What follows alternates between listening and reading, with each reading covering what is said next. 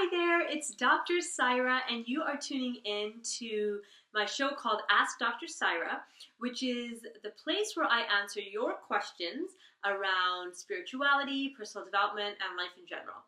And I'm really excited about today's question. It's a really profound question. And so the question today comes in from Sayed, and here's his question. He says, Dear Dr. Saira, I understand the concept of being present and have done many meditations and workshops to help bring about more presence in my life. I find that this state of being can become very elusive, and I feel like I am constantly chasing the idea of being present. If I lived a slower paced life and retired from work, then maybe I could be present all of the time, but I am not. How can I be more present more often in what can be a busy and chaotic world? Sayed, that's a great question. And it speaks to that intersection point between spirituality and psychology, which is what I studied, transpersonal psychology. And, there's a lot of research out there now about mindfulness or the capacity to stay in the moment. And, people talk about meditation and they talk about mindfulness and they talk about being present. And it seems like a really good idea. And probably when you're in that space, you feel great. And when you're not in that space, you're like, oh. But here's the thing. Most of us, if you're watching this on a computer or some sort of a device, then chances are high that you're one of those people who have a busy life, that are, moving from here to there. You don't necessarily have a lot of, time to just sit and contemplate. Maybe you do. Maybe you've built that in already to your routine. But for many of us, life is just full and busy. So the thing about cultivating presence is that there's two ways you can do it.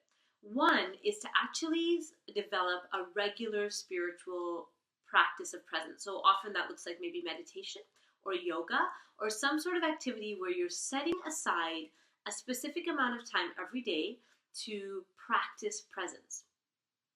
Now, for many people, that's just their way of life. That's just something that they do.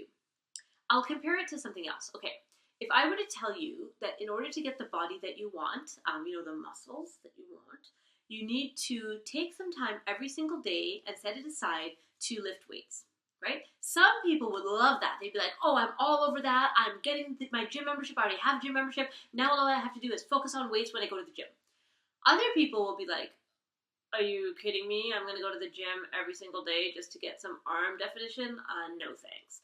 And so same is true with meditation, right? Some people, they're like, oh yeah, that's exactly what I need. And other people say, that seems like a big commitment. And so if you're the person who thinks, oh yeah, it's time, I've been avoiding my meditation practice for a really long time and I know that'll make me feel better, then that would be one thing to do. And it can be as simple, I tell my clients, it can be as simple as starting with 5 minutes a day. And so it could just, but the same 5 minutes every day. So it could be the moment you wake up, you spend those first 5 minutes just sitting in stillness.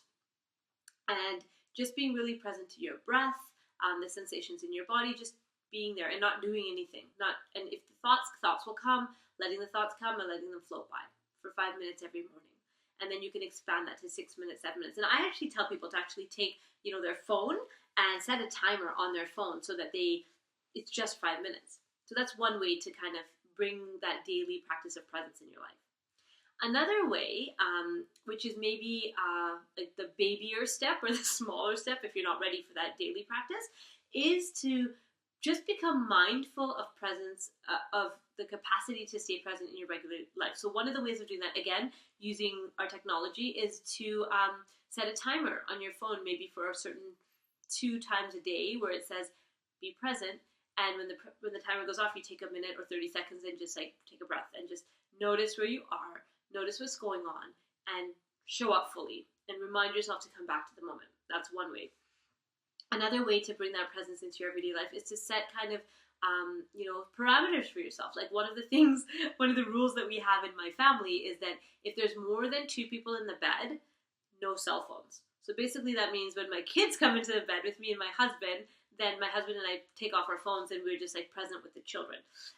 The 2 of us are sometimes in bed, both of us checking our phones, like that happens. But as soon as one of the kids comes into the bed, we put our phones away. And that's a boundary that we've created as a family to be able to really be present for those moments when our kids want to cuddle up with us.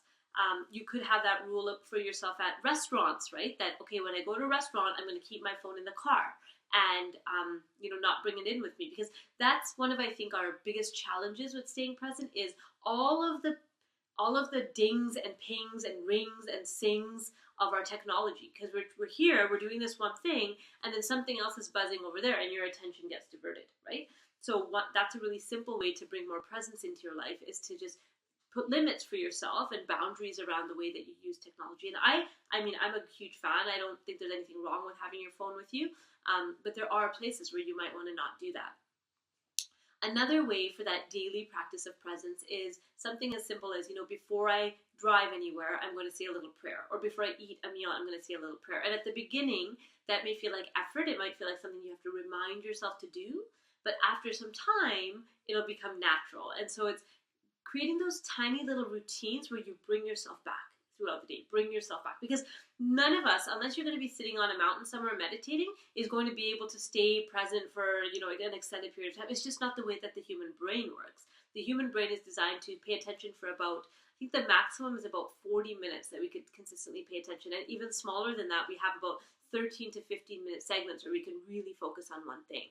And so you're just not designed to be like, I'm totally with you all the time for 3 hours. It's just not designed that way.